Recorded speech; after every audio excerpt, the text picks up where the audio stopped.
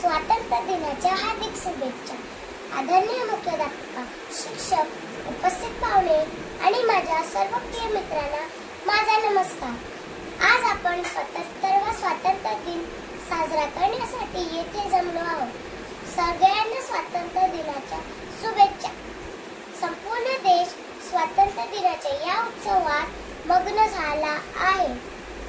आज मला माझे विचार तुमच्या समोर संधी दिल्याबद्दल सर्वांचे आभार मानते। 15 ऑगस्ट 1947 हाच तो दिवस होता जेव्हा आपल्या देशाला ब्रिटिशांच्या 200 वर्षांच्या गुलामगिरीतून स्वातंत्र्य मिळाले। ब्रिटिश राजवटीत देशातील जनतेवर खूप अत्याचार झाले।